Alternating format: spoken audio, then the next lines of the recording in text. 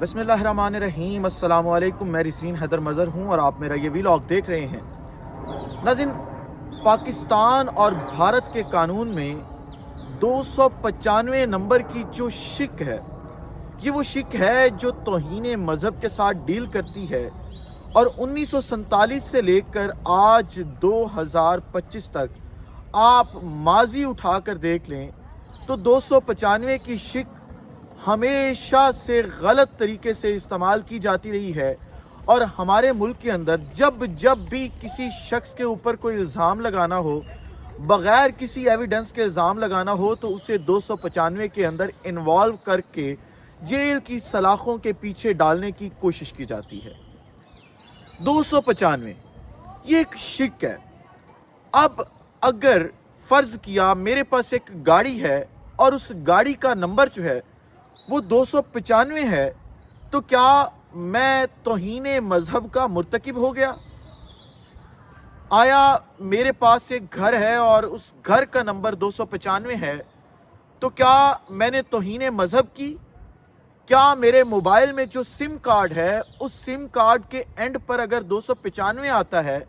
تو میں نے کیا توہین مذہب کر دی؟ یہ وہ سوالات ہیں جو میں پوری قوم کے سامنے اس ویلاگ میں رکھنا چاہتا ہوں کہ ایک رجب بٹ نامی شخص، جو کہ بڑا مشہور ویلاگر ہے، اور پچھلے سال یوٹیوب کی جب رینکنگ آئی ویوز کے حساب سے اور سبسکرائبرز کی گروتھ کے حساب سے، تو رجب بٹ پہلے نمبر پہ موجود تھے۔ رجب بٹ ویلاگر اور ٹک ٹاکر بعد میں بنے، پہلے رجب بٹ کا ٹھوکر نیاز بیگ لاہور میں جم ہوا کرتا تھا۔ میں رجب بٹ کو ان دنوں سے جانتا ہوں، اور میں اس چیز کی گواہی دے سکتا ہوں کہ رجب بٹ بڑا ایک محمد و آل محمد کی ذات کے ساتھ محبت کرنے والا شخص ہے، اور وہ بڑی، آپ اسے کہہ لیں کہ کٹر قسم کا وہ انسان ہے محمد و آل محمد کے حوالے سے۔ مطلب وہ مذہب کے نام پر کوئی بھی ایسی چیز نہیں کرتا، نہ ہی میں اس کی جگہ پہ میں یہ حلف دینے کو تیار ہوں کہ اس نے کبھی ایسا کوئی سٹیپ لینے کا سوچا بھی نہیں ہوگا کہ توہین رسالت یا وہ کسی اور چیز کی توہین کرے گا۔ لیکن کیونکہ ہمیں معلوم ہے کہ پاکستان میں جس شخص پر بھی کوئی الزام لگانا ہو اور کوئی اور چیز نہ مل رہی ہو، تو اس شخص کے اوپر جو ہے وہ توہین مذہب کا ایک دھبا جو ہے وہ لگا دیا جاتا ہے، اور یہ کہا جاتا ہے کہ اس نے توہین مذہب کیا ہے۔ میں نے اپنی زندگی کے اندر کئی ایک ایسے لوگوں کو دیکھا جن کا توہین مذہب کے ساتھ دور دور تک کوئی تعلق نہیں تھا، لیکن انہیں توہین مذہب کے معاملے میں ڈال کر پھنسانے کی کوشش کی گئی، اور ہم نے کئی مرتبہ، یہ ایک ایسا سینسٹیو ٹاپک ہے کہ جس میں لوگ اپنے جذبات پر قابو نہیں رکھ پاتے، اور ہم نے کئی ایسے لوگوں کو جو ہے وہ اگلی دنیا میں جاتے دیکھا ہے۔ میں وہ لفظ یہاں استعمال نہیں کر سکتا کمیونٹی پالیسیز کی وجہ سے، کہ ان پر الزام لگایا گیا اور پھر ایک ہجوم اکٹھا ہوا، ہجوم نے ان کو جو ہے وہ ٹھکانے لگا دیا۔ یہ ایک ایسا سینسٹیو ٹاپک ہے۔ اب رجب بٹ سے اگر آپ کو ایک اختلاف ہے کوئی کسی قسم کا، آپ اس کی شہرت سے جلتے ہیں یا کسی چیز سے جلتے ہیں، تو آپ اس کے خلاف اس طرح کا کانٹینٹ لے کر آئیں یا کچھ چیزیں ایسی کریں کہ آپ اس کو جو ہے وہ میدان میں ہرا لیں۔ لیکن جب آپ ہرا نہیں پاتے تو آپ اس کے اوپر مختلف قسم کے ٹیگز لگانا شروع کر دیتے ہیں۔ اب 295 دراصل جو رجب بٹ نے جہاں سے کلک کیا، یہ 295 سدھو موسے والے نے ایک گانا دیا تھا 295۔ اب سدھو موسے والے نے وہ گانا تو دے دیا، اور وہ گانا میرا بھی فیوریٹ گانا، اور میں سمجھتا ہوں ہر وہ شخص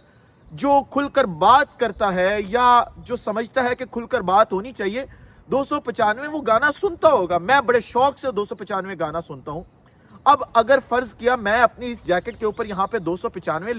لکھوا لیتا ہوں، یا میں کل کو ایک برانڈ لانچ کرنے کا اگر سوچ رہا ہوں اور میں اس کا ایک آرٹیکل 295 کر دیتا ہوں، تو کیا آیا میں نے توہین مذہب کر دی؟ کیا توہین مذہب اتنی آسانی سے ہو جاتی ہے؟ میرا پوری قوم سے یہ سوال ہے کہ صرف 295 کہیں پہ لکھ دینے سے توہین مذہب ہو جاتی ہے۔ رجب بٹ نے ایک پرفیوم لانچ کیا، اور اس کا نام اس نے سدھو موسے والے کے اس گانے کی مناسبت سے 295 رکھ دیا۔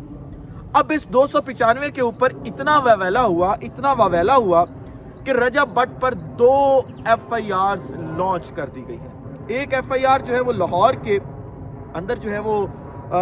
درج کروائی گئی ہے۔ رپورٹ کے مطابق لاہور پولیس نے رجب بٹ کے خلاف درج مقدمے میں پیکا ایکٹ کی دفعات شامل کی ہیں۔ یہ مقدمہ تھانہ نشتر کالونی میں درج کیا گیا ہے اور ایف آئی آر میں جذبات مجروح کرنے کی دفعات بھی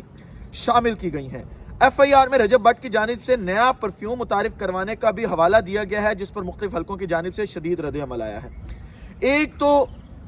یہ ہوا مقدمہ، پھر اس مقدمے کے فوری بعد کراچی کے اندر بھی جو ہے وہ ایک مقدمہ درج کر لیا گیا، اور وہاں پہ مقدمہ درج کروانے کے لیے جو لوگ احتجاج کر رہے تھے، آپ ذرا یہ دیکھیں کہ ان کا تعلق کس جماعت سے تھا۔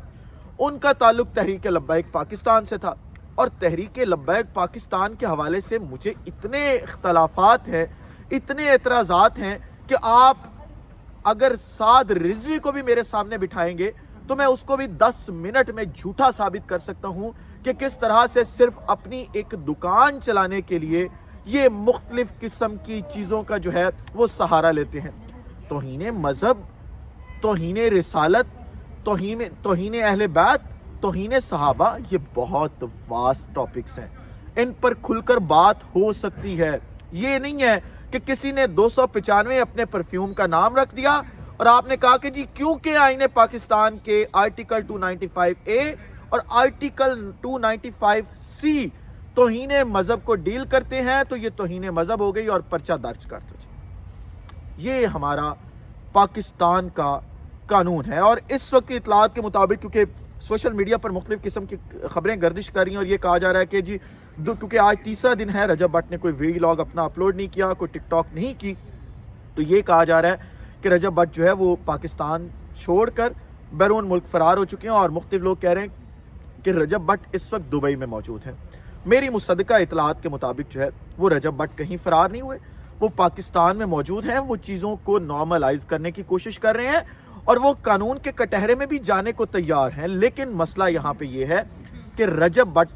کیونکہ ایک ایسی فیملی سے تعلق رکھتا ہے جو شاید اہل تشیع فیملی ہے، اور ان کا جو ایک جھکاؤ ہے وہ اہل تشیع کی طرف زیادہ ہے، تو اس وجہ سے بھی مختلف مذہبی تنظیمیں جو تشیع کو پسند نہیں کرتے، جو تشیع کے خلاف ہے، اور وہی سارے کا سارا بیانیہ جو کسی دور میں ضلع جھنگ سے اٹھا تھا حق نواز جھنگوی کے کہنے پر، اور پھر پورے ملک کو اس نے آگ میں لپیٹ میں لیا تھا، اسی چیز کو بنیاد بناتے ہوئے وہی ہیٹ سپیچ، وہی نفرت اور ان تمام چیزوں کو مد نظر رکھتے ہوئے اب یہ آگ اس وقت پاکستان میں بھڑک اٹھی ہے، اور رجب بٹ کے خلاف جو ہے وہ 2 ایف آئی آر تو ہو گئی، لیکن مجھے یہ ڈر ہے کیونکہ پاکستان میں کسی کی زندگی بھی بڑی سستی ہے، ہم کسی کی بھی زندگی داؤ پر لگا دیتے ہیں صرف اپنی چند ذاتی خواہشات کے اوپر۔ آپ ذرا ان کے مدعی اٹھا کے دیکھیں گے، آپ کو ان دونوں ایف آئی آرز کا بخوبی اندازہ ہو جائے گا۔ اپنی ذاتی تشہیر اور اپنے آپ کو بڑا ثابت کرنے کے لیے کہ جی ہم کیا بات ہے، ہم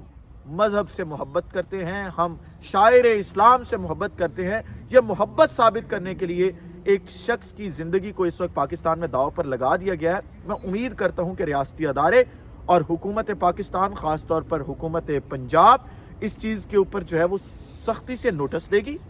اور ایک شخص جس نے کسی قسم کی کوئی توہین مذہب نہیں کیا، کچھ نہیں کیا، اس کی زندگی کو جو ہے وہ محفوظ کرے گی، کیونکہ اگر ایک اور زندگی اس کے اوپر چلی گئی تو پھر ہم جو ہے وہ کس طرح سے عالمی دنیا کو منہ دکھائیں گے، کس طرح سے ان تمام پڑھے لکھے طبقوں کو منہ دکھائیں گے جو یہ سمجھتے ہیں کہ یہ توہین مذہب کسی چیز کے اوپر 295 لکھنے سے نہیں ہو جاتی، بلکہ توہین مذہب کی ڈیفینیشنز کچھ اور ہے۔ اس ولاگ سے اجازت دیجیے گا، اگلے ولاگ میں دوبارہ ملاقات ہوتی ہے۔ اپنا خیال رکھیے، اپنے ارد کے لوگوں کا خیال رکھیے، وطن عزیز پاکستان کا خیال رکھیے۔ اس وطن عزیز پاکستان کو اور آپ تمام لوگوں کا اللہ حامی و ناصر ہو۔ پاکستان